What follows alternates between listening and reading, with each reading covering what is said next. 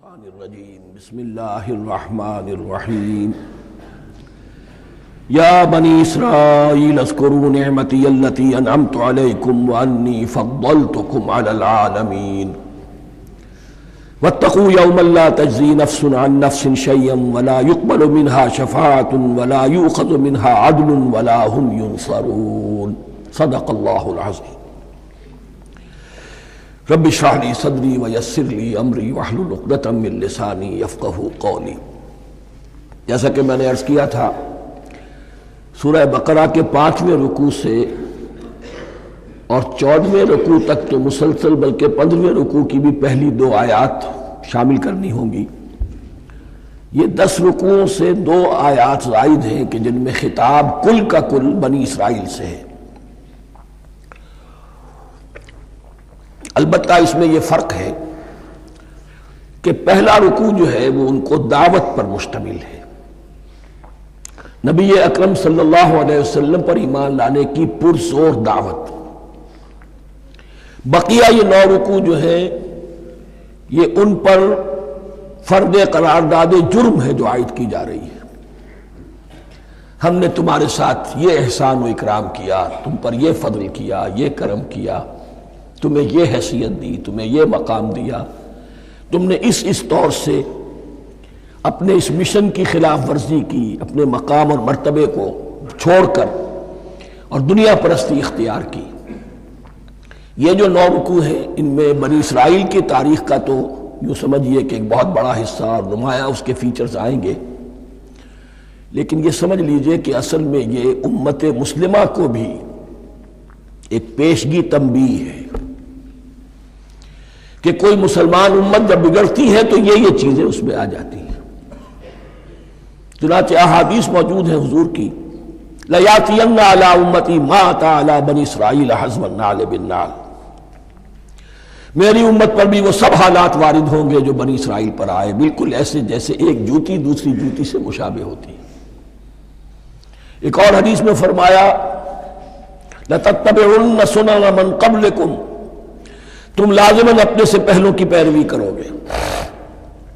اور اس میں اس حد تک بھی آپ نے وضاحت کر دی کہ اگر وہ سابق امت مسلمہ، سابق امت، اگر وہ گوہ کے بل میں گھسی تھی تم بھی گھسو گے، اور اگر ان میں کوئی بدبخت ایسا اٹھا جس نے اپنی ماں سے زنا کیا تو تم میں سے بھی کوئی شقی ایسا ضرور اٹھے گا جو یہ حرکت کرے گا۔ اس اعتبار سے ان رکوعوں کو پڑھتے ہوئے یہ نہ سمجھیے یہ اگلوں کی داستان ہے، پچھلوں کی کہانیاں ہیں، نہیں۔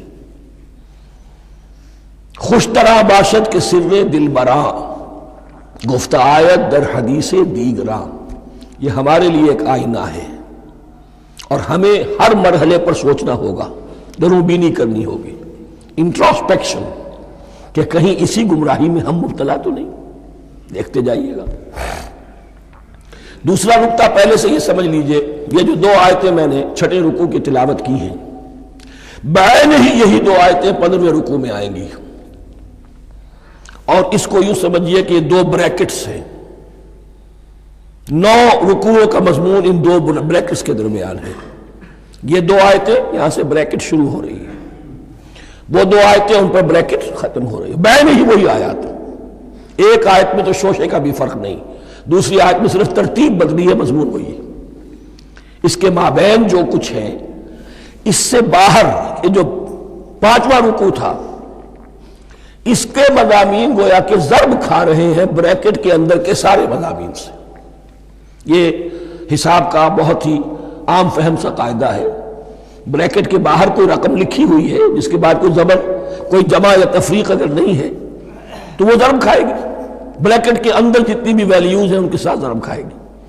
تو گویا کہ ہر قدم پر حضور پر دعوت، ایمان لانے کی دعوت اس پورے معاملے میں موجود ہے، اس لیے کہ اس میں بعض آیتیں ایسی آ گئی ہیں، ایک زیادہ نمایاں ایک کم نمایاں، جن سے کچھ لوگوں کو بھگالتا ہوا یا کچھ لوگوں نے فتنہ پیدا کیا جان بوجھ کر۔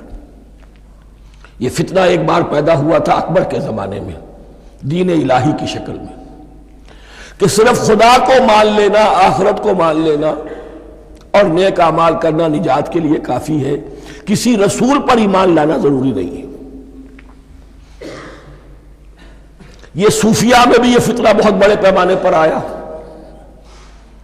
مسجد مندر ہکڑو نور، مسجد میں اور مندر میں ایک ہی نور ہے، سب مذاہب ایک ہی ہے.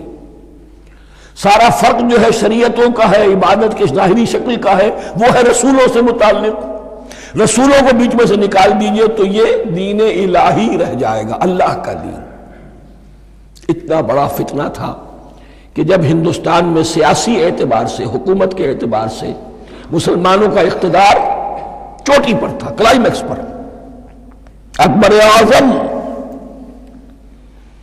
اس وقت یہ دین الہی کا فتنہ اٹھا کہ دین محمدی کا اب دور ختم ہو گیا. وہ 1000 سال کے لیے تھا، 1000 سال پورے ہو گئے، اب الف ثانی ہے، دوسرا 1000 سال ہے، اس کے لیے نیا دین ہے. اسے دین اکبری بھی کہا گیا اور دین الہی بھی کہا گیا. اور اس میں ایک آیت آئے گی جس سے استدلال کیا ہے کچھ لوگوں.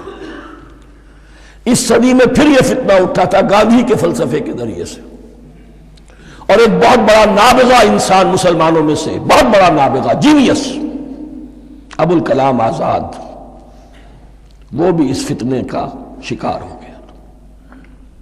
متحدہ قومیت. چنانچہ گاندھی اپنی پرارتھنا میں کچھ قرآن کی تلاوت بھی کراتا تھا، کچھ گیتا بھی پڑھواتا تھا، کچھ اپنشدوں سے، کچھ بائبل سے، کچھ گرو گرنتھ سے. معلوم ہو یہ سب ٹھیک ہے، سب ایک ہے، سب لوگوں کو ایک ہونا چاہیے، ایک قوم ہونا چاہیے. مذہب تو انفرادی معاملہ ہے، کوئی مسجد میں چلا جائے، کوئی مندر میں چلا جائے، کوئی گردوارے میں چلا جائے، کوئی چرچ میں چلا جائے، کوئی سینیگاگ میں چلا جائے، کیا فرق واقع ہوتا ہے؟ اس کا توڑ یہی ہے کہ سمجھ لیجئے یہ جو 7 آیتیں ہیں 5ویں رکوع کی، یہ ہے بریکٹ کے باہر، اور یہ ضرب کھا رہی ہے مسلسل. اس بریکٹوں کے درمیان جتنی بھی مضمون آ رہا ہے وہ سب ان کے تابع ہوگا. گویا کہ جہاں تک حضور پر ایمان لانے کا معاملہ ہے وہ انڈرسٹوڈ سمجھا جائے گا، مقدر سمجھا جائے گا ہر مرحلے پر ان 2 بریکٹوں کے مابین. اب چلیے بسم اللہ. یا بنی اسرائیل اذکروا نعمتی التی انعمت علیکم وانی فضلتکم علی العالمین. اے اسرائیل کی اولاد، یاد کرو میرے اس انعام کو جو تم پر ہوا. اس کی وضاحت میں کر چکا ہوں، لیکن یہاں جو الفاظ آ رہے ہیں بہت زوردار. وانی فضلتکم علی العالمین.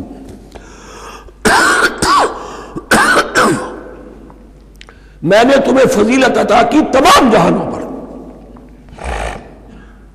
یہاں ایک قاعدہ نوٹ کر لیجئے، عربی نحو کا قاعدہ یہ ہے کہ کہیں ظرف جس میں کوئی شے ہے، ظرف کی جمع لے لیتے ہیں، مراد ہوتا ہے مظروف، ظرف کے اندر جو شے ہے اس کی جمع.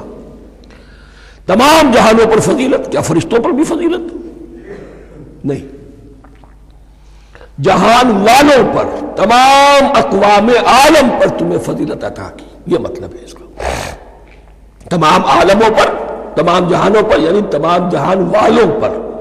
اس انسان عالم انسانیت کے اندر جتنے بھی مختلف گروہ ہیں، نسلیں ہیں، طبقات ہیں، ان میں فضیلت عطا کی.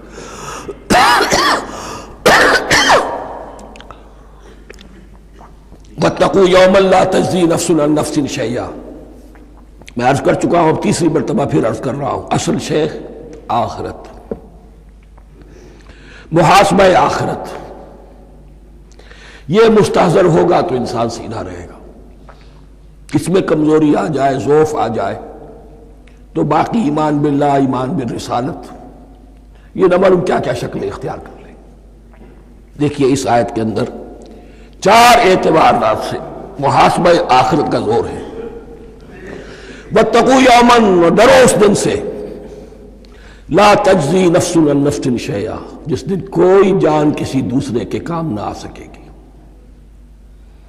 ولا يقبل منها شفاعہ، اور نہ کسی سے کوئی سفارش یا شفاعت قبول کی جائے گی. Categorical denial. ولا يؤخذ منها عدل، نہ کسی سے فدیہ قبول کیا جائے گا. ولا هم ينصرون، اور نہ انہیں کوئی مدد مل سکے گی. ہم نے طرح طرح کے عقیدے، شفاعت باطلہ کا تصور. اہل عرب سمجھتے تھے ہمیں یہ فرشتے جو ہے خدا کی بیٹیاں ہیں، یہ لات اور منات اور عزا ہم نے ان کے بت بنا رکھے ہیں. پوچھتے ہیں یہ اپنے ابا جان سے اللہ کی بیٹیاں ہیں نا، لاڈلی بیٹیاں چھڑا لیں گی ہمارے ہاں بھی تصور ہے اولیاء اللہ چھڑا لیں گے. یا شفاعت باطلہ، خود حضور کی شفاعت کے بارے میں جو غلط تصورات ہیں. ایک شفاعت حقہ ہے، اس کی وضاحت کا یہ موقع نہیں ہے. وہ آیت الکرسی پہ جب ہم پہنچیں گے انشاءاللہ تعالیٰ اسی سورہ مبارکہ میں تو اس کی وضاحت بھی ہوگی. یہ سارے جو ہم نے جو گھڑ رکھے ہیں خیالات، ان کی نفی اس آیت کے حوالے سے کی. وَاتَّقُوا يَوْمًا لَا تَجْزِي نَفْسٌ عَن نَفْسٍ شَيْئًا، کوئی انسان دوسرے انسان کے کام نہیں آ سکے گا. وَلَا يُقْبَلُ مِنْهَا شَفَاعَةٌ، کسی جان کی طرف سے کوئی سفارش قبول نہیں ہوگی. وَلَا يُؤْخَذُ مِنْهَا عَدْلٌ، نہ کوئی فدیہ قبول کیا جائے گا. وَلَا هُمْ يُنصَرُونَ، نہ انہیں کوئی مدد مل سکے گی. اب اس کے بعد اللہ تعالیٰ کے احسانات اور ان کی طرف سے جو ناشکریاں ہوئی ہیں ان کی بڑی تفصیل کے ساتھ اب بات چلے گی. تفصیل نہیں، تیزی کے ساتھ. یہ واقعات کئی 100 برس کے ہیں، لیکن ایک تو یہ کہ ان کی تفاصیل مکی صورتوں میں آ گئی ہیں. سب سے زیادہ سورہ اعراف میں ملے گی، اور بھی کئی صورتوں میں آپ کو مل جائے گی. یہاں پر تو پے بپے، جیسے کہ ایک قرارداد جرم کسی پر کی جاتی ہے تو اس میں سب گنوائے جاتے، تم نے یہ کیا، یہ کیا، یہ کیا.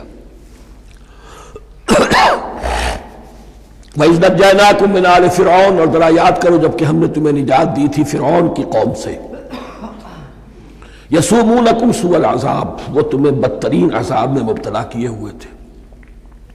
يُذَبِّحُونَ أَبْنَاءَكُمْ وَيَسْتَحْيُونَ نِسَاءَكُمْ، تمہارے بیٹوں کو ذبح کر ڈالتے تھے اور تمہاری عورتوں کو زندہ رکھتے تھے.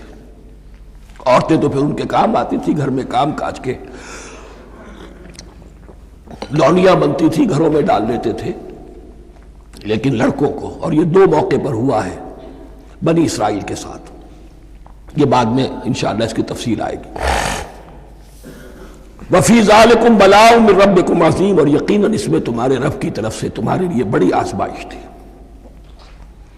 وَإِذْ فَرَقْنَا بِكُمُ الْبَحْرَ، اور یاد کرو جب کہ ہم نے تمہارے لیے سمندر کو پھاڑ دیا یا دریا کو پھاڑ دیا.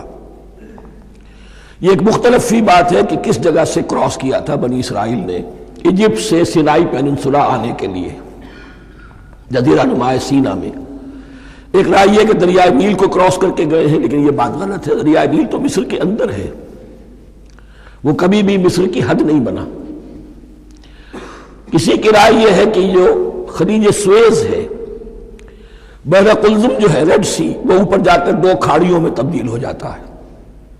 خلیج عقبہ مشرق کی طرف اور خلیج سویز مغرب کی طرف، اور ان کے درمیان میں یہ سینائی پیننسولا جو ہے یہ تکون ہے. جیسے ہندوستان بھارت تکون ہے، ایسے یہ پیننسولا ہے، انڈین پیننسولا، سینائی پیننسولا. اور یہ سویز کینال تو بعد میں بنی ہے. خلیج سویز اور میڈیٹرینین بحیرہ روم کے درمیان یہ کچھ چھوٹی چھوٹی، اگرچہ چھوٹی تھی سمندر کے لحاظ سے، بہت بڑی بڑی جھیلیں تھیں، اور ان جھیلوں ہی کو پھر جوڑ جوڑ کر درمیان میں جو خشکی تھی اس کو کاٹ کر سویز کینال بنائی گئی ہے. تو اب تو یہ ایک مسلسل ایک رابطہ ہے، لیکن معلوم ہوتا ہے کہ یا تو خلیج سویز کو کراس کیا ہے حضرت موسیٰ علیہ السلام نے، اور یہی میری رائے زیادہ یہی ہے، اس لیے کہ کوہ طور جو ہے وہ اس پیننسولا کی ٹپ پر ہے، نیچے ہے یہاں، جہاں پر دن کا قیام رہا اور جہاں پھر حضرت موسیٰ کو 40 دن کے لیے کوہ طور پر بلا کر اور پھر انہیں تورات دی گئی ہے. تو معلوم ہوتا ہے کہ جو خلیج سویز ہے اسے کراس کیا ہے. کراس کس طرح کیا ہے کہ حضرت موسیٰ کے عصا کی ایک ضرب سے سمندر پھٹ گیا. فَكَانَ كُلُّ فِرْقٍ كَالطَّوْدِ الْعَظِيمِ، دونوں طرف چٹانوں کے مانند پہاڑ کی طرح جو ہے وہ سمندر کھڑا ہو گیا، اس کے راستے سے یہ نکل گئے. اور پھر جب فرعون اور اپنا لشکر لے کر جب آیا ہے اس نے سوچا ہم بھی نکل جائیں، وہ غرق ہو گئے، اس لیے کہ دونوں طرف کا پانی آپس میں مل گیا. یہ تھی کیفیت، اور معجزانہ کیفیت تھی. یہ کوئی فطرت کے یا نیچر کے اصول کے مطابق بات نہیں تھی، اور میں عرض کر چکا ہوں، آپ کو بتا چکا ہوں معجزہ کسے کہتے ہیں. وَإِذْ فَرَقْنَا بِكُمُ الْبَحْرَ فَأَنْجَيْنَاكُمْ، جب ہم نے تمہارے لیے یا تمہارے ساتھ سمندر کو پھاڑ دیا، تمہارے لیے تمہارے گزرگاہ بنانے کے لیے، تو تمہیں تو نجات دے دی. وَأَغْرَقْنَا آلَ فِرْعَوْنَ وَأَنْتُمْ تَنظُرُونَ، اور تمہاری نگاہوں کے سامنے فرعون کے لاؤ لشکر کو غرق کیا، تم دیکھ رہے تھے. یہ گزر چکے تھے، اس ساحل پر کھڑے ہیں، ادھر سے یہ داخل ہوئے ہیں اور پانی دونوں طرف سے آ کر مل گیا اور یہ غرق ہو گئے۔ وَإِذْ وَعَدْنَا مُوسَىٰ 40 لَيْلَةً، اور یاد کرو پھر جب کوہ طور پر ہم نے موسیٰ کو 40 دن کے لیے بلایا۔ ثُمَّ اتَّخَذْتُمُ الْعِجْلَ، ان کی غیر حاضری میں تم نے بچھڑے کی پرستی شروع کر دی، اسے معبود بنا لیا، من بعدہ، اس کی غیر موجودگی میں، وَأَنْتُمْ ظَالِمُونَ، تم بہت بڑا ظلم تھا جس کا ارتکاب کیا۔ ان الشرک لظلم عظیم، عظیم ترین ظلم جو ہے وہ شرک ہے، اور شرک جلی کی یہ شکل کہ بچڑے کو پوج رہے۔ ثم عفونا عنکم من بعد ذلک، پھر ہم نے تمہیں اس کے بعد بھی معاف کیا، یہ ہمارا کرم رہا ہے، ہماری رحمت رہی۔ من بعد ذلک لعلکم تشکرون، تاکہ تم شکر کرو۔ وَإِذْ آتَيْنَا مُوسَى الْكِتَابَ وَالْفُرْقَانَ لَعَلَّكُمْ تَهْتَدُونَ، اور یاد کرو جب کہ ہم نے موسیٰ کو کتاب اور فرقان عطا فرمائی۔ یہ فرقان حق اور باطل کے درمیان فرق کر دینے والی چیز، اور کتاب عام طور پر جو آتا ہے وہ شریعت کے لیے آتا ہے، شریعت بھی دی، کتاب بھی دی، اور فرقان بھی دیا، لعلکم تہتدون، تاکہ تم ہدایت پاؤ۔ وَإِذْ قَالَ مُوسَىٰ لِقَوْمِهِ، اور یاد کرو جب کہ کہا تھا موسیٰ نے اپنی قوم سے، یا قوم انکم ظلمتم انفسکم باتخاذکم العجل، اے میری قوم کے لوگو، یقیناً تم نے اپنے اوپر بڑا ظلم کیا ہے بچڑے کو معبود بنا کر۔ فتوبوا الی بارئکم، پس توبہ کرو اپنے پروردگار، اپنے خالق کی جناب میں۔ باری، باری اللہ تعالیٰ ہے، باری۔ فاقتلوا انفسکم، تو قتل کرو اپنے آپ کو۔ یہ چیز جو ہے تورات میں تفصیل سے آئی ہے، قرآن میں نہیں ہے۔ اسی اعتبار سے میں نے آپ کو بتایا تھا کہ تورات کا مطالعہ اس اعتبار سے مفید ہے کہ بہت سے واقعات جن کا قرآن میں ذکر ہے، اجمالاً اشارہ ہے، اس کی تفصیل کے لیے ہمیں تورات سے رجوع کرنا پڑتا ہے، ورنہ یہ کہ اس آیت کا صحیح مفہوم واضح نہیں ہوگا۔ فاقتلوا انفسکم، اپنے آپ کو قتل کرو، کیا معنی؟ یہ قتل مرتد کی سزا ہے۔ وہاں معلوم ہوتا ہے کہ حضرت موسیٰ نے یہ حکم دیا، 12 قبیلے تھے، ہر قبیلے میں سے کچھ لوگوں نے یہ کفر اور شرک کیا، باقی لوگوں نے نہیں کیا۔ انہیں حکم دیا گیا کہ اپنے قبیلے کے لوگ ان کو قتل کریں جو ان کے قبیلے میں سے اس کفر کے مرتکب ہوئے۔ انفسکم سے مراد یہ اپنے قبیلے کے لوگوں کو تم قتل کرو، اس لیے کہ قبائلی زندگی جو ہوتی ہے آپ کو معلوم ہے، اس میں کوئی اور قبیلہ ہاتھ لگا دے تو قبائلی عصبیت بھڑک اٹھے گی۔ 70,000 یہودی قتل ہوئے، اس سے بڑی توبہ اور ممکن نہیں، اس سے بڑا پرج، کسی بھی آئیڈیولوجیکل پارٹی کے اندر پرج بہت ضروری ہوتا۔ کچھ لوگ آ گئے ایک نظریے کو قبول کر کے، رفتہ رفتہ نظریہ اوجل ہو گیا، کچھ مفادات، کچھ چودراہٹیں یہ مقدم ہو گئی، اسی سے جماعتیں خراب ہوتی ہیں، غلط راستے پہ پڑ جاتی ہیں، تحریکیں بھٹک جاتی ہیں۔ تو آئیڈیولوجیکل پارٹی، نظریاتی جماعتیں پرج کرتی رہتی ہیں کہ جو بھی ہمارے نظریے سے ہٹ گئے اب ان کو ہم کاٹ کر علیحدہ کر دیں۔ اور یہی سے قتل مرتد، تو یہ چیز حدیث میں ہے یا پھر قرآن میں یہاں ہے۔ اس حوالے سے جو لوگ ہمارے ہاں بعض علماء بھی ہیں، جدید دانشور ہیں، جو قتل مرتد کی جو حد ہے اسلام میں اس کو تسلیم نہیں کرتے، لیکن میرے نزدیک یہ شریعت موسوی کا تسلسل ہے کہ شریعت موسوی کی جس شے کو بدلا نہ گیا ہو، جس کے بارے میں صراحتاً یہ معلوم نہ ہو کہ یہ شے تبدیل کر دی گئی، تو وہ شریعت محمدی کا جز بن گئی۔ زنا پر رجم کا معاملہ بھی یہی ہے۔ قرآن مجید میں رجم کی صحیح آیت کوئی موجود نہیں ہے، حدیث میں ہے۔ قرآن مجید میں مرتد کے قتل کے لیے کوئی آیت موجود نہیں ہے، حدیث میں ہے، سنت میں ہے، اور دونوں کی کا جو منبع ہے وہ اصل میں تورات ہے۔ تو اس بات کو اچھی طرح نقل کر دیجئے، یہ جگہ اکثر لوگ جو ہیں یہاں بہت سرسری طور سے گزر جاتے ہیں، یہ بہت اہم ہے، اور اس کے لیے تورات کی طرف رجوع کیجئے۔ 70,000، 6 لاکھ کل تھے، جب یہ مصر سے نکلے ہیں 6 لاکھ تھے. کتنے عرصے کے بعد پیننسولا پہنچے ہیں، سینائی پیننسولا میں اور طور میں کچھ اور ان کی تعداد بڑھ گئی ہوگی، لیکن یہ کہ ان میں سے 70 لاکھ کو قتل کیا اپنے ہاتھوں سے. ہر قبیلے نے اپنے جو مرتد تھے ان کو اپنے ہاتھ سے قتل کیا. فَتُوبُوا إِلَىٰ بَارِئِكُمْ فَاقْتُلُوا أَنفُسَكُمْ ذَلِكُمْ خَيْرٌ لَكُمْ عِندَ بَارِئِكُمْ، یہی تمہارے لیے تمہارے رب کے نزدیک بہتر بات ہے. فَتَابَ عَلَيْكُمْ، تو اللہ نے تمہاری توبہ قبول کر لی. توبہ قبول کس طرح ہوئی؟ یہ تزکیہ ہوا ہے امت کا کہ ان میں سے جن لوگوں نے اتنی بڑی غلط حرکت کی ہے ان کو کاٹ کر، ذبح کر کے، ان کو قتل کر کے پھینک دیا گیا. انہ هو التواب الرحیم، یقیناً وہ تو ہے ہی بہت توبہ کا قبول فرمانے والا اور بہت رحم فرمانے والا. وَإِذْ قُلْتُمْ يَا مُوسَىٰ لَن نُّؤْمِنَ لَكَ حَتَّىٰ نَرَى اللَّهَ جَهْرَةً، ایک اور واقعہ ان کی تاریخ کا. اور یاد کرو جب کہ تم نے کہا تھا اے موسیٰ ہم تو تمہاری بات نہیں مانیں گے. ایمان کے بعد جب لام کا حرف آئے تو اس کے معنی صرف تصدیق کے ہوتے ہیں. لن نؤمن لک، ہم آپ کی بات کی تصدیق نہیں کریں گے، حتیٰ نر اللہ جہرتن، جب تک کہ ہم دیکھ نہ لے اللہ کو عیانن. ہمیں کیا پتا اللہ نے یہ کتاب دی آپ کو، آپ تو لے کر آ گئے. ہمارے سامنے تو پتھر کی کچھ تختیاں ہیں، اس پہ کچھ لکھا ہوا، کس نے لکھا ہمیں کیا پتا. اب دیکھیے ایک حضرت موسیٰ کی خواہش تھی رب ارنی انظر الیک، وہ کچھ اور شے تھی. یہ تخریبی ذہن ہے جو یہ کہہ رہا ہے کہ ہم بھی چاہتے ہیں کہ اللہ کو اپنی آنکھوں سے دیکھے اور معلوم ہو کہ واقعی اس نے یہ کتاب آپ کو دی ہے. فَأَخَذَتْكُمُ الصَّاعِقَةُ، تو تمہیں آپ پکڑا ایک بہت بڑی کڑک نے، ایک بہت بڑی کڑک ہوئی اور سب کے سب مردہ ہو گئے. وَأَنْتُمْ تَنظُرُونَ، تمہارے دیکھتے دیکھتے ایک کڑک نے تمہیں آ لیا. ثُمَّ بَعَثْنَاكُم مِّن بَعْدِ مَوْتِكُمْ، پھر ہم نے تمہیں دوبارہ اٹھایا تمہاری موت کے بعد. بعض لوگ اس کی یہ تعویل کر رہے ہیں کہ یہ موت نہیں تھی بلکہ بے ہوش ہو گئے تھے، یعنی جو بھی کڑک تھی اس کی وجہ سے سب کے سب بے ہوش ہو کے گر گئے. لیکن میرے نزدیک یہاں تعویل کی ضرورت نہیں.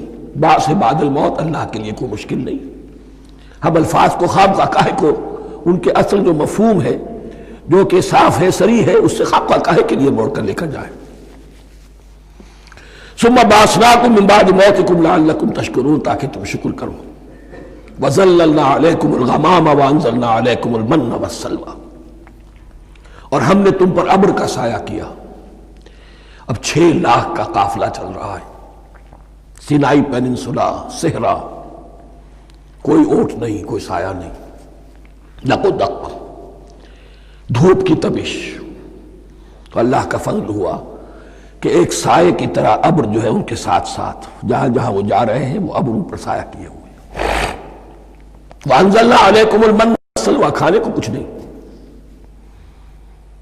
تو من اور سلوہ نازل کیے گئے.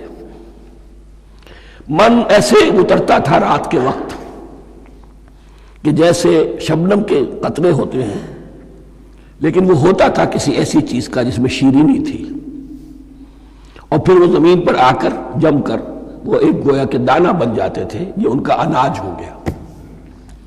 کاربوہائیڈریٹ سپلائی اس سے ہو گئی، من سے.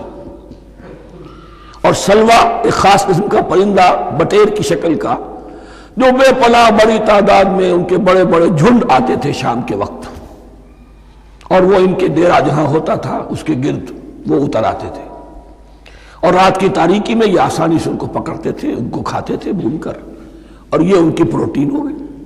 پوری غذا جو ہے اللہ تعالیٰ نے ان کو فراہم کر دی. وَأَنزَلْنَا عَلَيْكُمُ الْمَنَّ وَالسَّلْوَىٰ كُلُوا مِن طَيِّبَاتِ مَا رَزَقْنَاكُمْ، کھاؤ ان پاکیزہ چیزوں کو جو ہم نے تمہیں عطا کی ہیں. وَمَا ظَلَمُونَا، ہم نے تو ان پر کوئی ظلم نہیں کیا. وَلَٰكِن كَانُوا أَنفُسَهُمْ يَظْلِمُونَ، لیکن وہ خود ہی اپنے اوپر ظلم ڈھاتے رہے، ہر قدم پر نافرمانی اور ناشکری. اس کی بھی ناشکری آگے آ جائے گی چل کر، من و سلوہ سے بھی ناشکری کی انہوں نے. وَإِذْ قُلْنَا ادْخُلُوا هَٰذِهِ الْقَرْيَةَ فَكُلُوا مِنْهَا حَيْثُ شِئْتُمْ رَغَدًا وَادْخُلُوا الْبَابَ سُجَّدًا وَقُولُوا حِطَّةٌ نَغْفِرْ لَكُمْ خَطَايَاكُمْ. اور یاد کرو جب کہ ہم نے تم سے کہا تھا اس شہر میں داخل ہو جاؤ اور پھر کھاؤ اس میں سے بافراغت جہاں سے چاہو جو چاہو، لیکن دیکھنا دروازے میں داخل ہونا جھک کر،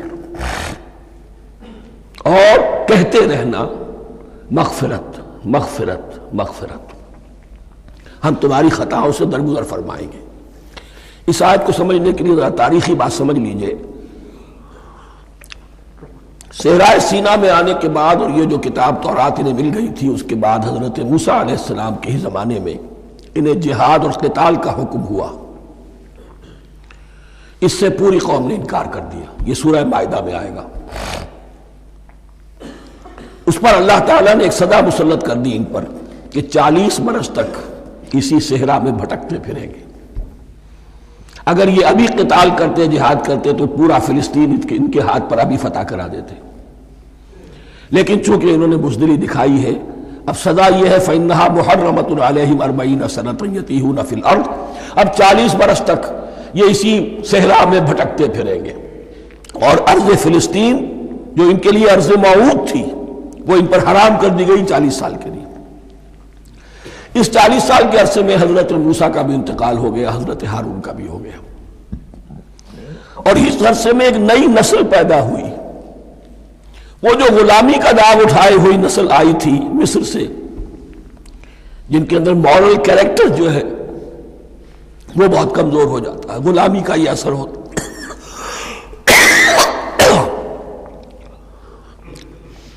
وہ پوری نسل ختم ہو گئی، نئی نسل اب پیدا ہوئی۔ 40 برس صحرا میں پیدا ہوئے، یہی پلے بڑھے، ان میں اب ایک جذبہ تھا۔ حضرت موسیٰ کے پھر جو خلیفہ تھے یوشع ابن نون، جوشوا، تورات میں ان کا نام جوشوا ہے، یوشع، ان کی سرکردگی میں اب بنی اسرائیل کی اس نئی نسل نے قتال کیا، جنگ کی، اور پہلا شہر جو فتح ہوا وہ اریحا۔ آج بھی وہ شہر جو ہے جیریکو جو آپ دیکھتے ہیں خبروں کے اندر آتا ہے بار بار، اریحا اس کا پرانا نام ہے، یہ شہر فتح ہوا۔ اس فتح کی بات کا تذکرہ ہو رہا ہے۔ یاد کرو جب کہ ہم نے تم سے کہا تھا اس بستی میں، اس شہر میں داخل ہو جاؤ فاتحانہ، اور پھر جو کچھ یہاں ہے، جو نعمتیں ہیں، ان سے متمتع ہو، کھاؤ پیو، لیکن داخل ہونا سجدہ کرتے ہوئے، مراد کیا؟ جھک کر، یعنی ایسا نہ ہو کہ تکبر کی وجہ سے تمہاری گردنیں اکڑ جائیں، گردنیں جھکا کر اللہ کا احسان مانو، یہ نہ سمجھو کہ یہ فتح تم نے حاصل کی۔ اس کی تفسیر اصل میں نظر آتی ہے حضور کی شخصیت میں، کہ جب فتح مکہ کے موقع پر مکے میں داخل ہوئے ہیں تو جس سواری پر آپ بیٹھے ہوئے تھے، آپ کی پیشانی اس کی گردن کے ساتھ جڑی ہوئی تھی۔ یہ وقت ہوتا ہے جب کہ تکبر اور تعلی، فاتح کی حیثیت سے آنا، اور بندہ مومن کے لیے یہی وقت ہے تواضع کا، جھکنے کا۔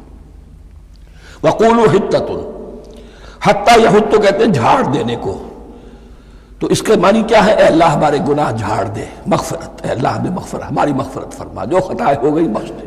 قولوا حِطَّةٌ، تمہاری زبان پر استغفار ہونا چاہیے، تمہاری گردنیں جھکی ہوئی ہونی چاہیے۔ نغفر لکم خطایاکم، اگر تم اس پر عمل کرو گے ہم تمہاری خطائیں جو ہیں انہیں معاف فرما دیں گے۔ وسنزید المحسنین، اور جو تم میں محسن ہوں گے انہیں اور بھی زیادہ دیں گے، اور انعام و اکرام آئیں گے۔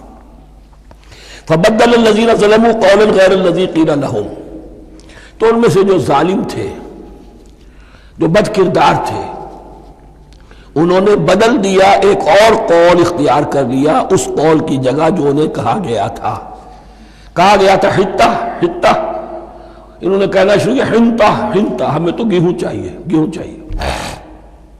یہ بعد میں ابھی آ جائے گا اگلے رکوع کے اندر، کہ من و سلوہ سے ان کی طبیعتیں بھر گئی تھی ایک ہی چیز کھا کھا کے۔ اب وہ کہہ رہے تھے کوئی چیز ہمیں جو ہے زمین کی روئیدگی میں سے، پیداوار میں سے، تو وہ ان کے زبان پر انہوں نے مذاق اڑاتے ہوئے گویا کہ حضرت موسیٰ علیہ السلام کے ذریعے سے حکم ملا ہے، استہزاء کر رہے ہیں، حتۃ کی بجائے حنتۃ۔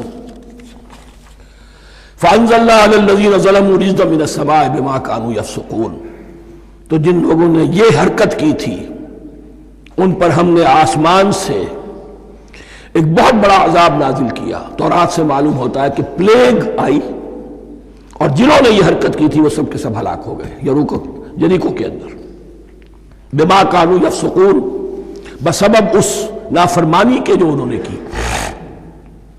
وَإِذِ اسْتَسْقَىٰ مُوسَىٰ لِقَوْمِهِ فَقُلْ اضْرِب بِّعَصَاكَ الْحَجَرَ۔ اب یہ پھر صحرائے سینا کا واقعات آ رہے ہیں، ان میں ترتیب زمانی نہیں ہے، اور یہاں کی فتح جو ہے حضرت موسیٰ کے بعد ہے، لیکن اب یہاں پہ پھر ابھی وہ جو صحرائے تیہ میں جب بھٹک رہے تھے پھر اس کا ذکر ہے۔ وَإِذِ اسْتَسْقَىٰ مُوسَىٰ لِقَوْمِهِ فَقُلْ اضْرِب بِّعَصَاكَ الْحَجَرَ، اور جب کہ موسیٰ کی قوم نے موسیٰ سے پانی طلب کیا۔ اب صحرا میں آپ کو معلوم ہے جہاں پڑاؤ تھا اب وہاں پانی نہیں ہے، 6 لاکھ ہو 7 لاکھ ہو کتنے افراد ہو پانی چاہیے۔ وَإِذِ اسْتَسْقَىٰ مُوسَىٰ لِقَوْمِهِ فَقُلْ اضْرِب بِّعَصَاكَ الْحَجَرَ، تو ہم نے کہا کہ اپنے عصا سے ضرب لگاؤ چٹان پر۔ فَانْفَجَرَتْ مِنْهُ اثْنَتَا عَشْرَةَ عَيْنًا، تو اس سے 12 چشمے پھوٹ بہے۔ فجر کہتے ہیں کسی شے کے پھٹ کر کوئی چیز برآمد ہو۔ فجر جو ہوتی ہے، فجر کا وقت رات کی تاریکی کا پردہ چاک ہوتا ہے اور سپیدہ سحر نمودار ہوتا ہے۔ فَانْفَجَرَتْ مِنْهُ اثْنَتَا عَشْرَةَ عَيْنًا، تو 12 چشمے پھوٹ بہے۔ قَدْ عَلِمَ كُلُّ أُنَاسٍ مَشْرَبَهُمْ، یہاں اناس سے کیا مراد ہے؟ ہر قبیلہ، ہر قبیلے نے اپنا گھاٹ معین کر لیا۔ 12 قبیلے تھے، اگر علیحدہ علیحدہ نہ ہوتا معاملہ، 12 چشمے اسی لیے دیے گئے کہ لڑے نہ جھگڑے نہ۔ پانی تو بہت بڑی چیز ہے، کہیں پانی پینے پلانے پہ جھگڑا اور کہیں گھوڑا آگے بڑھانے پہ جھگڑا، یہ تو قبائلی زندگی کے اندر ہوتی ہی چیزیں۔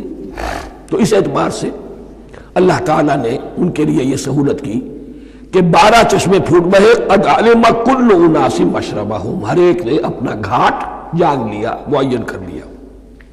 کلوا واشربوا من رزق اللہ، گویا کہ کہہ دیا گیا کہ کھاؤ اور پیو اللہ کے رزق میں سے۔ ولا تعثوا فی الارض مفسدین، اور زمین میں فساد مچاتے نہ پھرو۔ کھانے پینے کے لیے پانی بھی ادھر آ گیا، کھانے کے لیے من و سلوہ آ گیا۔ اب دیکھیے ان کی ناشکری۔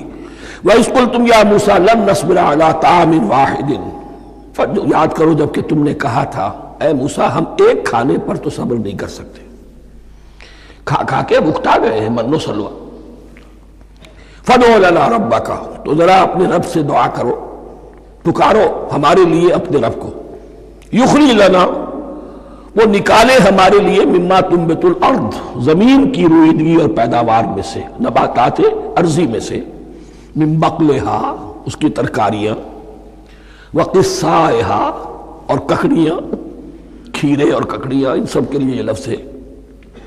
وفومہا، ایک ترجمہ گیہوں کیا گیا ہے لیکن میرے نزدیک زیادہ صحیح ترجمہ ہے لہسن، اور سرائے کی زبان میں بھی اور ممکن ہے کہ سندھی میں بھی ہو تھوم کہتے ہیں لہسن کو، یہ فوم کی بدلی ہوئی شکل ہے، اس لیے کہ یہی علاقہ ہے جس میں عرب آئے تھے، تو عربوں کی زبان کے بہت سے الفاظ جو ہیں اس سرائے کی زبان میں خاص طور پر وہ بہت زیادہ، تو تھوڑی سی شکل بدل کر وہ کافی تعداد میں موجود ہے۔ وعدسہا، اور دال خاص طور پر مسور کی، وبصلہا، اور پیاز۔ اب جو چٹخارے جس سے بنتے ہیں سالن کے، ان کی زبانیں وہ چٹخارے مانگ رہی۔ ظاہر بات ہے کہ اگر وہ سلوا بھی تھا، بٹیرا ہے، اسے آگ کے اوپر ذرا سا تپایا اور کھایا، وہ ایک ہی خاص قسم کی غذا ہے جو چل رہی ہے۔ اسی طرح من جو ہے وہ ایک خاص قسم کا سیریل ان کے لیے بن گیا ہے۔ لیکن یہ جو چٹخارے ہیں یہ تو لہسن سے ہے، پیاز سے ہے، ترکاریوں سے ہے، ان تمام چیزوں سے، دال کا اپنا ایک ذائقہ ہے۔ قَالَ تَسْتَبْدِلُونَ الَّذِي هُوَ أَدْنَىٰ بِالَّذِي هُوَ خَيْرٌ، حضرت موسیٰ نے فرمایا کیا تم وہ شے بدلے میں لینا چاہتے ہو اس کے، کیا وہ شے جو کمتر ہے بدلے میں چاہتے ہو اس کے کہ جو بہتر ہے؟ من و سلوہ کہیں بہتر ہے اللہ کی طرف سے جو تمہیں دیا گیا ہے، تم اس سے تمہارا جی بھر گیا ہے، اس کو ہاتھ سے دے کر چاہتے ہو کہ یہ ادنا چیزیں تمہیں ملے۔ اہبتوا مصرا، اب یہ لفظ آ گیا اہبتوا، اب ظاہر بات ہے یہ آسمان سے زمین پر اترنے کے لیے لفظ نہیں ہے اہبتوا، یہاں اس کا ترجمہ صحیح ہوگا سیٹل ڈاؤن سم ویئر۔ اگر زمین کی یہ چیزیں چاہیے تو کہیں سیٹل ہو جاؤ اور کاشت کرو، بیج ڈالو، آبیاری کرو، یہ ساری چیزیں تمہیں مل جائیں۔ اہبطوا مصرا، کہیں سیٹل ڈاؤن ہو جاؤ، کہیں اتر پڑو کسی بستی میں، کسی علاقے میں، فإن لکم ما سألتم، تمہیں مل جائے گا جو کچھ کہ تم نے مانگا۔ وَضُرِبَتْ عَلَيْهِمُ الذِّلَّةُ وَالْمَسْكَنَةُ وَبَاءُوا بِغَضَبٍ مِّنَ اللَّهِ۔ اب یہ ہے ان کی وہ خباثتیں، ان کے وہ ناشکریاں، ان کی وہ معصیتیں، ان پر جو آخری حکم دیا جا رہا ہے، جو اگر آپ برا نہ مانیں تو میں عرض کروں گا آج یہود پر اتنا اپلیکیبل نہیں ہے جتنا مسلمانوں پر ہے۔ ضربت علیہم الذلۃ والمسکنۃ وباؤوا بغضب من اللہ۔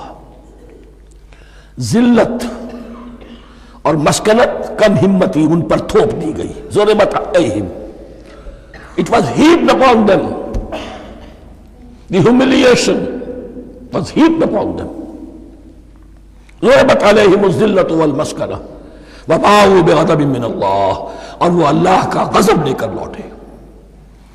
وہی امت جس کے بارے میں فرمایا وَأَنِّي فَضَّلْتُكُمْ عَلَى الْعَالَمِينَ، اسی امت کا پھر یہ حشر ہوا۔ کیوں ہوا؟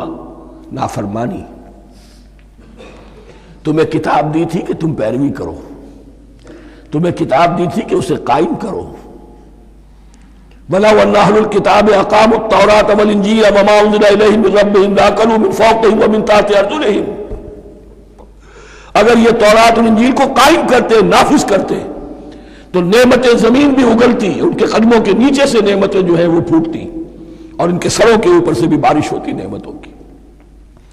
لیکن اگر تم نے اس کو چھوڑ کر اپنی خواہشات، اپنے نظریات، اپنے خیالات، اپنا تمرد، اپنی سرکشی، اپنی حاکمیت، اپنی مصلحتیں، اپنی عقل، اس کو بالا تر کیا، تو پھر جو قوم اللہ کے قانون کی، اللہ کی ہدایت کی، اللہ کی کتاب کی امین ہوتی ہے دنیا میں، وہ اللہ کی ریپریزنٹیٹو ہوتی ہے، نمائندہ ہوتی ہے۔ اگر وہ اپنے عمل سے مس ریپریزنٹ کرے اللہ کو، تو وہ کافروں سے بڑھ کر مغضوب اور کافروں سے بڑھ کر مبغوض ہو جاتی ہے۔ مغضوب بھی، مبغوض بھی۔ انہیں کافروں کو تو دین پہنچانا تمہارے ذمہ تھا، تم نے دین ان کو کیا پہنچانا تھا؟ تم تو خود دین سے منحرف ہو گئے۔ آج اس جگہ پر امت مسلمہ کھڑی ہے کہ 1.25 بلین یا 1.5 بلین، 125 کروڑ عزت نام کی شے نہیں ہے کہ عزت نام تھا جس کا گئی تیمور کے گھر سے۔ سارے معاملات دنیا کے G7 G15 کے ہاتھ میں ہیں۔ سیکیورٹی کونسل اس کے پرماننٹ ممبر کا ویٹو ہے، اور نہ سیکیورٹی کونسل میں اور نہ کہیں کسی G7 میں، نہ G9 میں، نہ G15 میں کوئی مسلمان ملک نہیں۔ کس نمی پرست کی بھیا کیستی۔ ہماری اپنی پالیسیز کہیں اور طے ہوتی ہیں، ہمارے اپنے بجٹ کہیں اور بنتے ہیں، ہماری صلح اور جنگ کسی اور کے اشارے سے ہوتی ہے۔ ریموٹ کنٹرول، یہ ذلت اور مسکنت۔ ہم کہتے ہیں ہماری شہرگ ہے کشمیر، اور جنگ کرنے کو تیار نہیں ہے۔ یہ خوف نہیں تو کیا ہے؟ یہ مسکنت نہیں تو کیا ہے؟ اگر اللہ پر یقین ہو اور اپنے حق پر یقین ہو تو اگر شہر دوسرے کے قبضے میں ہے تو ہمت کرو، یا تخت یا تختہ، لیکن نہیں۔ آپ کے ریڈیو پر، ٹیلی ویژن پر خبریں آتی رہیں کہ اتنے مسلمانوں کے ساتھ یہ کر دیا، اتنی مسلمان عورتوں کی بے حرمتی کر دی، لیکن یہاں ہم بیٹھے ہوئے اپنے اپنے دھندوں میں، اپنے اپنے کاروبار میں، اپنی اپنی ملازمتوں میں، اپنے اپنے کیریئرز میں، دنیا میں کیا کچھ ہو رہا ہے۔ بہرحال اس وقت یہ جو ہے، میں نے جیسا کہ عرض کیا تھا کہ یہ ہے تاریخ بنی اسرائیل کی، لیکن خوشترا باشد کے سر دل براں گفت آیت در حدیث دیگراں، یہ ہمارا نقشہ ہے آج اس آیت میں۔ ضربت علیہم الذلۃ والمسکنۃ وباؤوا بغضب من اللہ۔ اور یہ کیوں؟ ذالک بانہم کانوا یکفرون بآیات اللہ، یہ اس لیے کہ وہ اللہ کی آیات کا انکار کرتے رہے، وَيَقْتُلُونَ النَّبِيِّينَ بِغَيْرِ الْحَقِّ، اللہ کے نبیوں کو ناحق قتل کرتے رہے۔ ہمارے ہاں بھی مجددین امت میں سے کتنے ہیں جو جیلوں میں ڈالے گئے، جن کو ایسی ایسی مار پڑی ہے کہ کہا جاتا ہے کہ ہاتھی کو بھی وہ مار پڑتی تو برداشت نہ کرتا۔ احمد ابن حنبل کے ساتھ کیا ہوا؟ ابو حنیفہ جیل میں انتقال کیا، امام مالک کے کندھے کھینچ دیے گئے، اتار دیے گئے، منہ کالا کر کے اور اونٹ پر بٹھا کر پھرایا گیا۔ امام دار الہجرہ شیخ احمد سرہندی جیل میں رہے،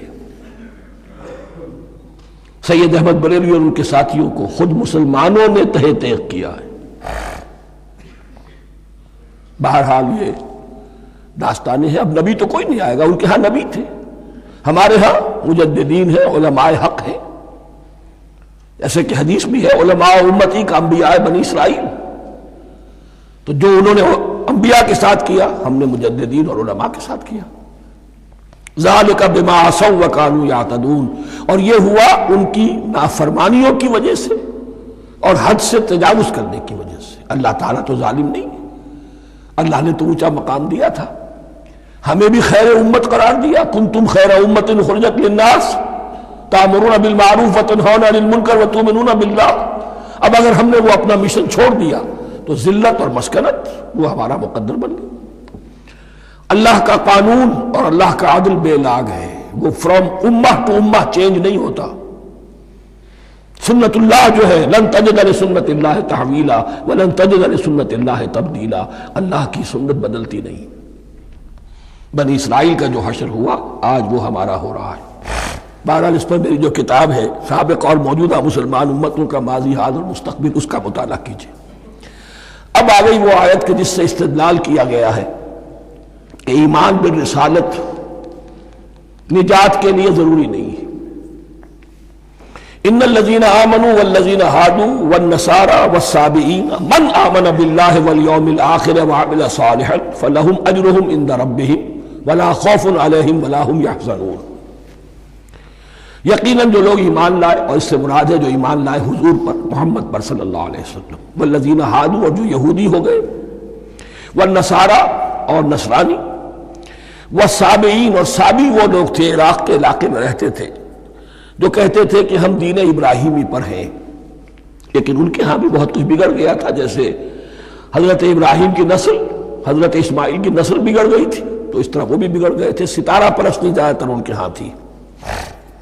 من آمن باللہ والیوم الآخر، جو کوئی بھی ایمان لایا اللہ پر اور یوم آخر پر، وعمل صالحا، اور اس نے عمل کیے اچھے، فلہم اجرہم عند ربہم، تو ان کے لیے محفوظ ہے ان کا اجر ان کے رب کے پاس، ولا خوف علیہم ولا ہم یحزنون، اور نہ ان پر کوئی خوف ہوگا اور نہ وہ کسی حزن سے دوچار ہوں گے۔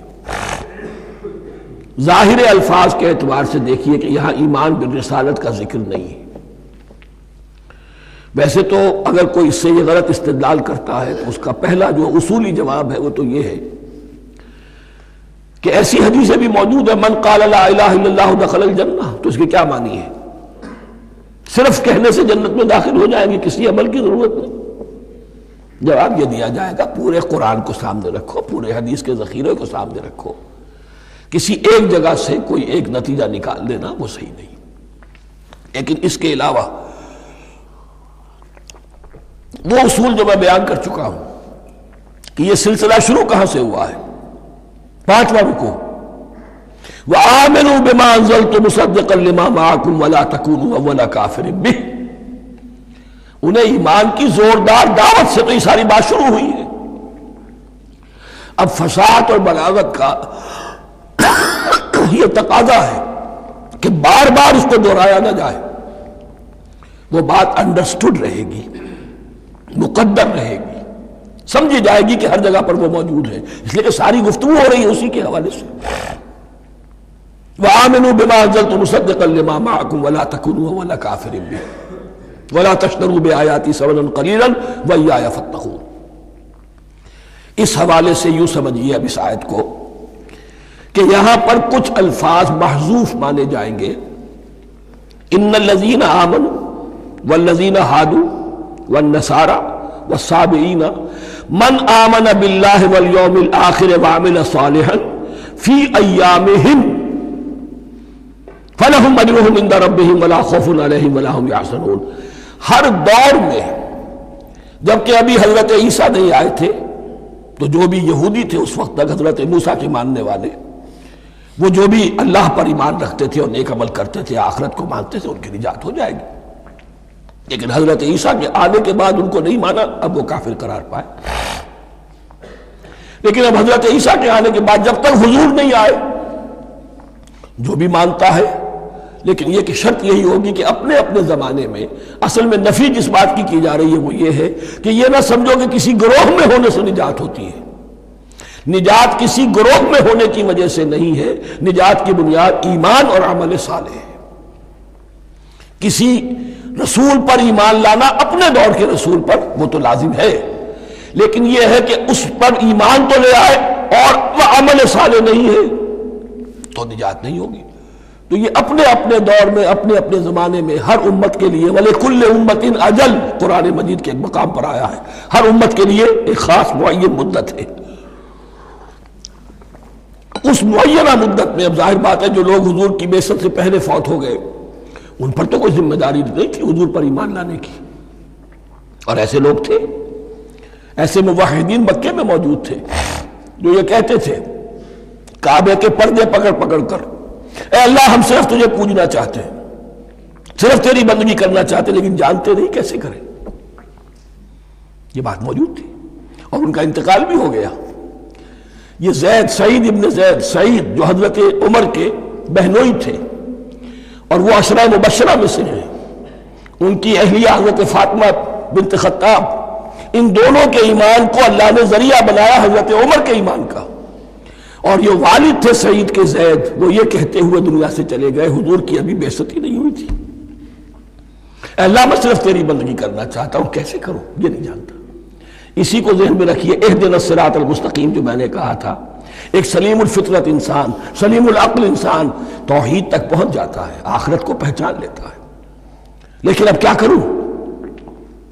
اس شریعت کے لیے، ان احکام کے لیے وہ دستے سوال دراز کرنے پر مجبور ہے.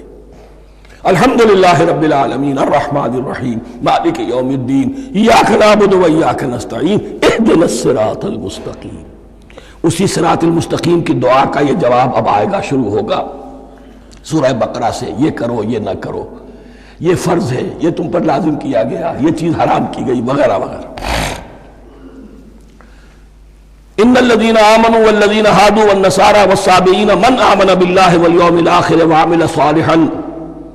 اور محذوف الفاظ فی ازمنتہم، اپنے اپنے زمانے میں، یا فی ایامہم، فلہم اجرہم عند ربہم ولا خوف علیہم ولا ہم یحزنون. وَإِذْ أَخَذْنَا مِيثَاقَكُمْ وَرَفَعْنَا فَوْقَكُمُ الطُّورَ. اور ذرا یاد کرو جب کہ ہم نے تم سے عہد لیا، قول و قرار لیا، اور تمہارے اوپر اٹھا دیا طور کو، پہاڑ کو. جب تورات دی گئی تو اس وقت ایک کیفیت معجزانہ طور پر ایسی پیدا کی گئی، ان کے اوپر ایک روب ڈالنے کے لیے اور خشیت قلب میں پیدا کرنے کے لیے کوہ طور اٹھا کر معلق کر دیا گیا. اس وقت کہا گیا خذوا ما آتیناکم بقوۃ. تو اس قول و قرار کے وقت ایک معجزے کی شکل یہ ہوئی تھی. وَإِذْ أَخَذْنَا مِيثَاقَكُمْ وَرَفَعْنَا فَوْقَكُمُ الطُّورَ خُذُوا مَا آتَيْنَاكُمْ بِقُوَّةٍ وَاذْكُرُوا مَا فِيهِ لَعَلَّكُمْ تَتَّقُونَ. پکڑو اس کو مضبوطی کے ساتھ جو ہم نے تمہیں دیا ہے، اس حدیث، اس کتاب کو، تورات کو، اس شریعت کو، ان احکام کو.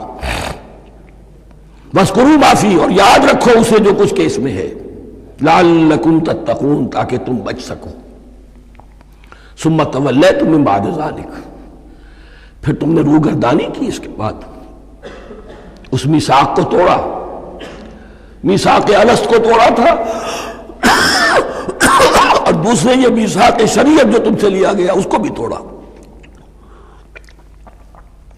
ثم تولیتم من بعد ذلک فلولا فضل اللہ علیکم ورحمتہ لکنتم من الخاسرین. پھر اگر اللہ کا فضل تمہارے شامل حال نہ ہوتا اور اس کی رحمت تمہاری دستگیری نہ کرتی رہتی، بار بار تمہیں معاف کیا، تمہیں مہلت دی، تو اگر یہ چیز نہ ہوتی تو اسی وقت سے تم خسارہ پانے والے اور تباہ ہونے والے ہو جاتے۔ وَلَقَدْ عَلِمْتُمُ الَّذِينَ اعْتَدَوْا مِنْكُمْ فِي السَّبْتِ، اور تمہیں خوب معلوم ہے تم میں سے وہ لوگ جنہوں نے سبت کے قانون کو توڑا، حد سے تجاوز کیا۔ یہ واقعہ تفصیل کے ساتھ سورہ اعراف میں آئے گا کہ ان کی شریعت میں ہفتے کا روز معین کر دیا گیا تھا، کوئی دنیاوی کام نہیں ہوگا۔ آج بھی وہ لوگ جو ہے سبت کو، جو بھی پریکٹسنگ جیوز ہیں، وہ اس کی پابندی کرتے ہیں اور بڑی شدت سے کرتے ہیں۔ لیکن ایک زمانے میں ایک خاص ان کا قبیلہ تھا کہ جس نے ایک بڑے ہی شرعی ہیلا ایجاد کر کے اس قانون کی دھجیاں بکھیری۔ تفصیل ہم پڑھیں گے سورہ اعراف میں۔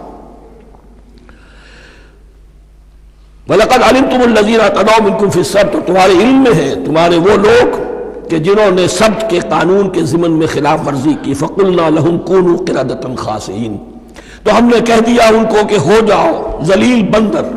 ان کی شکلیں بس کر دی گئی، انہیں بندروں کی شکل میں تبدیل کر دیا گیا۔ فَجَعَلْنَاهَا نَكَالًا لِمَا بَيْنَ يَدَيْهَا، پھر ہم نے اس واقعے کو یا اس بستی کو ایک بنا دیا مثال، لوگوں کے لیے ان کی عبرت کے سامان بنا دیا، ان کے لیے بھی جو سامنے موجود تھے اس زمانے کے لوگ، اور ان کے لیے بھی جو بعد میں آنے والے تھے۔ وَمَوْعِظَةً لِّلْمُتَّقِينَ، اور اسے ایک نصیحت، ایک سبق آموزی کی بات بنا دیا اہل تقویٰ کے لیے۔ وَإِذْ قَالَ مُوسَىٰ لِقَوْمِهِ إِنَّ اللَّهَ يَأْمُرُكُمْ أَن تَذْبَحُوا بَقَرَةً، اور یاد کرو جب کہ موسیٰ نے اپنی قوم سے کہا یقیناً اللہ تمہیں حکم دیتا ہے کہ گائے کو ذبح کرو۔ یہ واقعہ میں پہلے آپ کو بتا دوں، پھر ہم یہ آیات تیزی سے پڑھ لیں گے۔ بنی اسرائیل میں ایک شخص قتل ہو گیا، عامیل نامی، اور قاتل کا پتہ نہیں چل رہا تھا۔ اللہ تعالیٰ نے حضرت موسیٰ کے ذریعے سے حکم دیا کہ ایک گائے کو ذبح کرو اور اس کے جسم کے ایک ٹکڑے سے اس مردے کو چھوؤ، وہ جی اٹھے گا اور وہ بتا دے گا میرا قاتل کون ہے۔ اب یہ معجزات کی شکل ہے جو بار بار آ رہے ہیں، اور سابق اس امت کے اندر معجزات کا آپ کو بہت عمل دخل ملے گا۔ اس میں ایک تو یہ کہ گائے کو ذبح کرنا، وہ گائے کے تقدس کا جو ان کے دل میں ذہن میں تھا، تو ذبح کرنے سے اس کے اوپر بھی گویا کہ ایک تلوار چلائی گئی، اور پھر انہیں دکھا بھی دیا گیا کہ ایک آدمی زندہ بھی ہو سکتا ہے، بعد سے بعد الموت کا بھی ایک نقشہ دکھا دیا گیا انہیں۔ لیکن انہیں جب یہ حکم ملا اور ان کے دلوں کے اندر وہ بچڑے کی اور گائے کی تقدیس جو ہے وہ پلی ہوئی تھی، اب انہوں نے سوال کر کے کسی طریقے سے بچنے کے لیے مین میخ نکالی، کیسی گائے ہو، کیا رنگ ہو، کس طرح کی ہو، کس عمر کی ہو۔ بالآخر یہ کہ جب ہر طرف سے گھیراؤ ان کا ہو گیا اور سب چیزیں جو ہیں ان کے سامنے واضح کر دی گئیں، تب انہوں نے یوں سمجھیے چاروں ناچار بادل ناخواستہ اس حکم پر عمل کیا۔ بس اب ترجمہ کر لیجئے۔ وَإِذْ قَالَ مُوسَىٰ لِقَوْمِهِ إِنَّ اللَّهَ يَأْمُرُكُمْ أَن تَذْبَحُوا بَقَرَةً، اور یاد کرو جب کہ موسیٰ نے کہا اپنی قوم سے کہ اللہ حکم دیتا ہے تمہیں کہ گائے کو ذبح کرو۔ قَالُوا أَتَتَّخِذُنَا هُزُوًا، انہوں نے کہا کیا آپ ہمارے ساتھ کوئی ٹھٹھا کر رہے ہیں، مذاق اڑا رہے ہیں، یہ کیا بات آپ کہہ رہے ہیں؟ قَالَ أَعُوذُ بِاللَّهِ أَنْ أَكُونَ مِنَ الْجَاهِلِينَ، فرمایا میں اللہ کی پناہ طلب کرتا ہوں اس سے کہ میں جاہلوں میں سے ہو جاؤں، کہ میں ان دین کے معاملات کے اندر استہزاء اور تمسخر کو شامل کر دوں۔ قالوا ادع لنا ربك يبين لنا ما هي، اب انہوں نے کہا اچھا ایسی بات ہے تو ذرا اپنے رب سے دعا کیجئے کہ وہ ہم پر واضح کر دے کہ وہ کیسی ہو۔ قال انه يقول، حضرت موسیٰ نے فرمایا اللہ تعالیٰ فرماتا ہے انها بقرة لا فارض ولا بکر، وہ ایک ایسی گائے ہونی چاہیے کہ جو نہ بوڑھی ہو نہ بالکل بچھیا ہو، اوان بین ذالک، ان کے بین بین ہو۔ فَفَعَلُوا مَا تُؤْمَرُونَ، تو اب کر گزرو جو تمہیں حکم دیا گیا۔ قَالُوا ادْعُ لَنَا رَبَّكَ يُبَيِّن لَنَا مَا لَوْنُهَا، اب انہوں نے پھر کہا ذرا ایک دفعہ اور دعا کیجئے اپنے رب سے جو ہمیں بتا دے اس کا رنگ کیسا ہونا چاہیے۔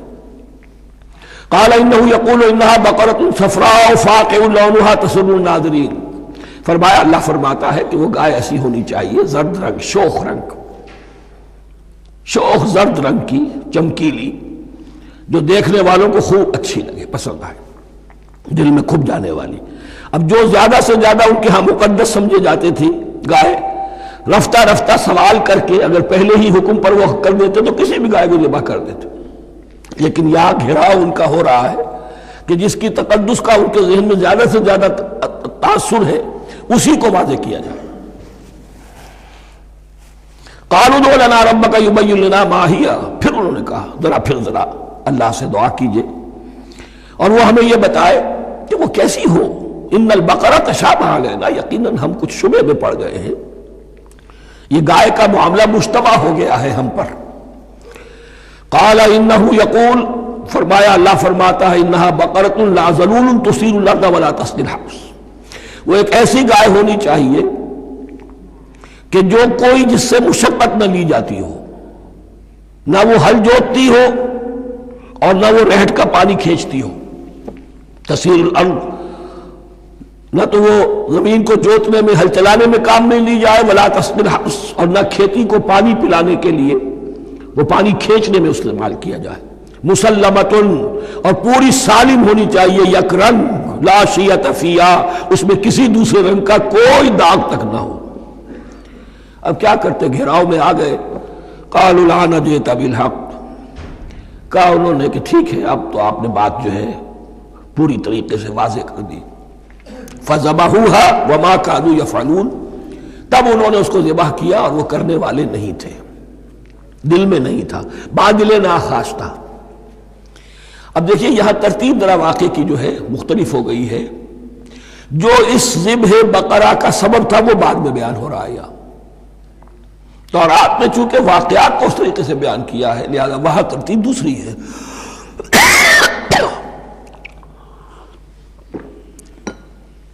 وَإِذْ قَتَلْتُمْ نَفْسًا فَادَّارَأْتُمْ فِيهَا، اور یاد کرو جب کہ تم نے ایک جان کو قتل کیا تھا اور اس کا الزام تم ایک دوسرے پر لگا رہے تھے، یعنی کسی کا پتہ نہیں چل رہا تھا قاتل کون ہے۔ وَاللَّهُ مُخْرِجٌ مَا كُنْتُمْ تَكْتُمُونَ، اور اللہ تعالیٰ فیصلہ کر چکا تھا کہ جو کچھ تم چھپا رہے ہو اسے نکال کر رہے گا، واضح کرے گا۔ فَقُلْ اضْرِبُوهُ بِبَعْضِهَا، تو ہم نے حکم دیا کہ اس کی لاش کو اس گائے کے ایک ٹکڑے سے، اس کے جسم کے ایک حصے سے ضرب لگاؤ۔ کذالک یحیی اللہ الموتیٰ، اور دیکھو اس طریقے سے اللہ مردوں کو زندہ کر دے گا۔ تھوڑی دیر کے لیے وہ زندہ ہوا اور اس نے اپنے قاتل کا نام بتا دیا۔ وَيُرِيكُمْ آيَاتِهِ لَعَلَّكُمْ تَعْقِلُونَ، اور وہ تمہیں دکھاتا ہے اپنی آیات تاکہ تم عقل سے کام لو۔ اب جو الفاظ آ رہے ہیں بہت سخت ہیں، بہت سخت ہیں، لیکن ان کو پڑھتے ہوئے درون بینی ضرور کیجیے گا، اپنے اندر جھانکیے گا۔ ثُمَّ قَسَتْ قُلُوبُكُمْ، پھر تمہارے دل سخت ہو گئے۔ جب دین میں ہیلے بہانے نکالے جانے لگے اور ہیلوں بہانوں کے ذریعے سے شریعت کے احکام سے بچا جائے، اللہ کو دھوکہ دینے کی کوشش کی جائے، اس کا جو نتیجہ نکلتا ہے وہ دل کی سختی ہے۔ ثم قست قلوبکم، پھر تمہارے دل سخت ہو گئے۔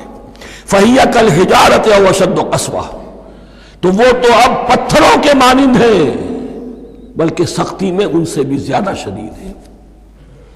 یہ ویسے بھی فصاحت اور بلاغت کا بھی بڑا ایک عمدہ مقام ہے قرآن کا۔ وَإِنَّ مِنَ الْحِجَارَةِ لَمَا يَتَفَجَّرُ مِنْهُ الْأَنْهَارُ، پتھروں میں سے تو ایسے بھی ہوتے ہیں جن میں سے چشمے پھوٹ بہتے ہیں۔ وَإِنَّ مِنْهَا لَمَا يَشَقَّقُ فَيَخْرُجُ مِنْهُ الْمَاءُ، اور ایسے بھی ہیں جو شق ہو جاتے ہیں، پتھر چٹانیں، ان میں سے پانی برآمد ہو جاتا ہے۔